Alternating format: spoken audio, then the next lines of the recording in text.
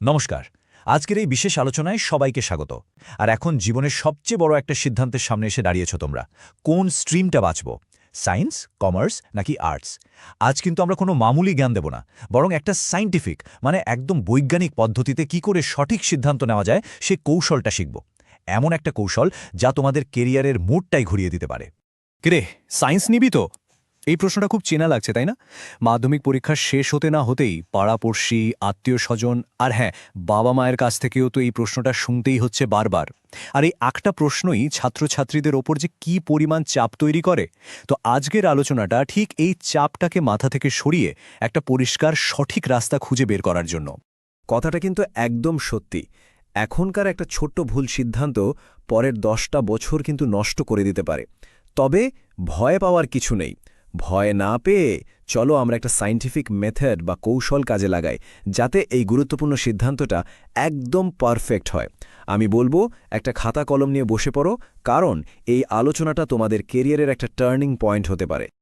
আচ্ছা, তাহলে আজকে আমরা কি কি বিষয় নিয়ে কথা বলবো তার একটা প্ল্যান দেখে নিই। প্রথমে আমরা দেখব পরীক্ষার পরের সেই প্রশ্ন আর চাপের ব্যাপারটা। তারপর কেরিয়ার নিয়ে তিনটে ভুল ধারণা বা মিথ ভাঙব। এরপর নিজেদেরকে চেনার জন্য একটা পার্সোনাল সোয়াট অ্যানালিসিস করব।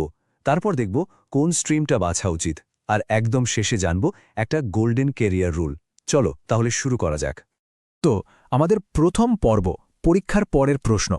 এই সময়টায় চারপাশের এত কথা, এত চাপ, এর মধ্যে একটু দিশেহারা লাগাটা কিন্তু খুব স্বাভাবিক।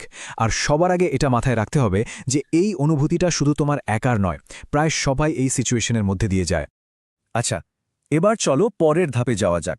দেখো, একটা নতুন আর সঠিক সিদ্ধান্ত নেওয়ার আগে আমাদের মাথা থেকে কিছু পুরনো আর সত্যি বলতে কি বেশ ক্ষতিকারক কিছু ভুল ধারণাকে ঝেড়ে ফেলতে হবে।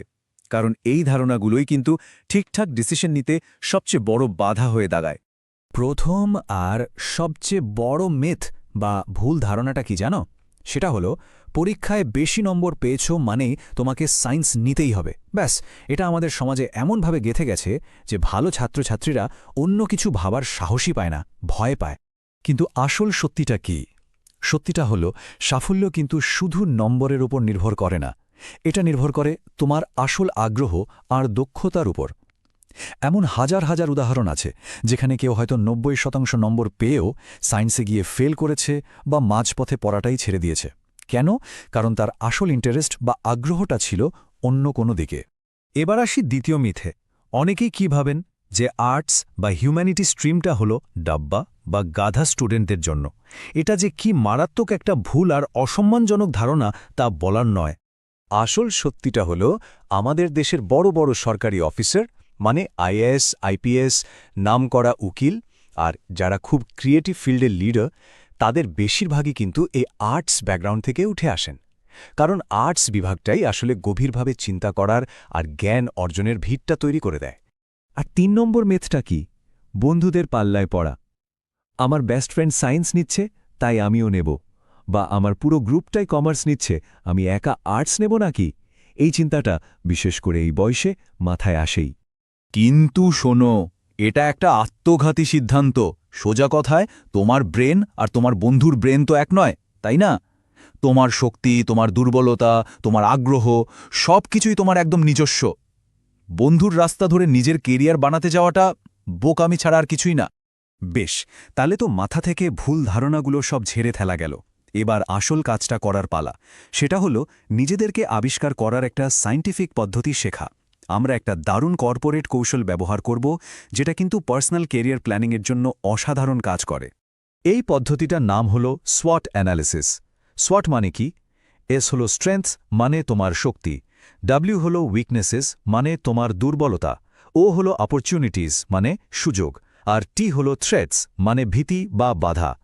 বড় বড় কোম্পানিরা তাদের বিজনেস প্ল্যান করার জন্য এটা ব্যবহার করে, আর আজ আমরা এটা ব্যবহার করব নিজেদের পড়াশোনার রাস্তাটা ঠিক করার জন্য। দারুণ না? এবার চলো এই ছকটা ব্যবহার করে আমরা নিজেদেরকে একটু কাটাছেঁড়া করি। একদম সৎভাবে উত্তর দেবে কিন্তু। প্রথমে এস, স্ট্রেংথস। তোমার শক্তি কি? তুমি কি লজিক দিয়ে অঙ্ক করতে ভালোবাসো, নাকি ইতিহাসের সাল তারিখ, গল্প মনে রাখতে বেশি পারো? কোন সাবজেক্টটা পড়তে ভালো লাগে? এবার ডাব্লু, উইকনেসেস। তোমার দুর্বলতা কি? কোন বিষয়টা পড়তে গেলেই ঘুম পায় বা খুব কঠিন লাগে? ফিজিক্সের অঙ্ক দেখলে কি মাথা ধরে যায়? এরপর ও, অপরচুনিটিস, ভবিষ্যতে কি কি হতে চাও তার একটা লিস্ট বানাও। ডাক্তার, ব্যাংকার নাকি সিভিল সার্ভেন্ট। আর শেষে থ্রেটস, তোমার বাধা বা ভয় কি, যেমন বাড়ির চাপ বা বন্ধুদের প্রভাব, এগুলো কি তোমাকে ভুল রাস্তায় নিয়ে যেতে পারে?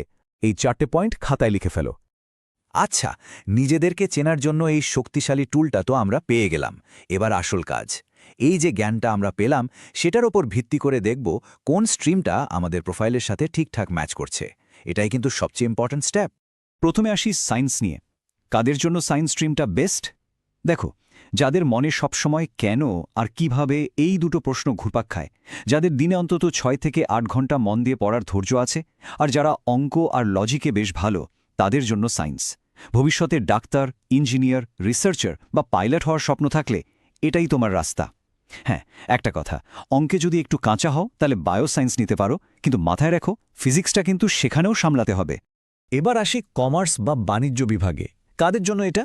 যাদের মাথায় ক্যালকুলেটরের মতো হিসেব ঘোরে, মানে যারা ব্যবসা, অর্থনীতি, টাকা পয়সার দুনিয়াটা নিয়ে খুব আগ্রহী, তাদের জন্য কমার্স হলো আদর্শ।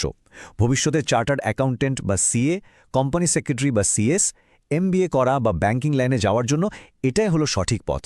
আর মনে রাখবে, এখানে কিন্তু মুখস্থ বিদ্যার চেয়ে লজিক দিয়ে বোঝাটা অনেক বেশি দরকারি। এরপর হলো আর্টস বা হিউম্যানিটিজ। কারা নেবে আর্টস? যারা সাহিত্য, ইতিহাস, ভূগোল এই ধরনের সৃজনশীল বিষয় ভালোবাসো, যারা পড়তে, লিখতে আর কোনো বিষয় নিয়ে গভীরভাবে ভাবতে পছন্দ করো, তাদের জন্য আর্টস অপেক্ষা করছে।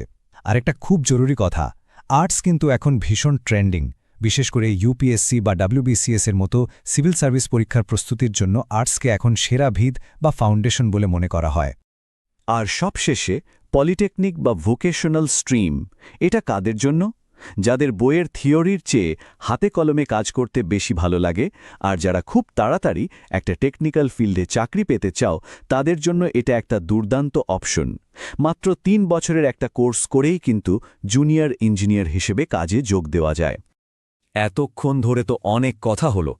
এবার আমি তোমাদের সেই গোল্ডেন রুলটা বলবো, মানে সেই সোনালি সূত্রটা, যেটাই পুরো আলোচনার সবচেয়ে জরুরি শিক্ষা। এটা খুব সহজ আর সারা জীবন মনে রাখার মতো একটা ফর্মুলা। ফর্মুলাটা হলো interest plus capability equals to career. মানে তোমার আগ্রহ আর তোমার ক্ষমতা, এ দুটোকে যোগ করলেই পাওয়া যাবে তোমার সঠিক কেরিয়ার। সোজা কথায়, যে কাজটা করতে তোমার মন থেকে ভালো লাগে আর যে কাজটা করার মতো স্বাভাবিক ক্ষমতা বা দক্ষতা তোমার মধ্যে আছে, এই দুটো যখন মিল হবে, তখনই তোমার জন্য সেরা রাস্তাটা তৈরি হবে। শুধু ইন্টারেস্ট আছে কিন্তু ক্ষমতা নেই, বা ক্ষমতা আছে কিন্তু ইন্টারেস্ট নেই, এরকম হলে কিন্তু সাফল্য পাওয়াটা খুব খুব মুশকিল। তা একদম শেষ কথা হলো, পাশের বাড়ির কাকু বা মাসিমা কি বললেন সেটার ওপর ভিত্তি করে তোমার ভবিষ্যৎ ঠিক হবে না। তোমার ভবিষ্যৎ তোমার নিজের হাতে। নিজের করা SWOT অ্যানালিসিসকে বিশ্বাস করো, নিজের আগ্রহ আর নিজের দক্ষতাকে সবচেয়ে বেশি গুরুত্ব দাও। আশা করি এই পুরো আলোচনাটা তোমাদের সঠিক রাস্তা বেছে নিতে অনেকটা সাহায্য করবে। এরপরেও যদি মনে কোনো প্রশ্ন, কোনো দ্বিধা থেকে থাকে, তাহলে একদম চিন্তা না করে এখনই কমেন্ট বক্সে লিখে ফেলো। আমি নিজে তোমাদের প্রত্যেকটা কমেন্টের উত্তর দেওয়ার চেষ্টা করব। মনে রেখো, ভবিষ্যৎ তোমার, তাই সিদ্ধান্তটাও তোমারই হওয়া উচিত। All the best.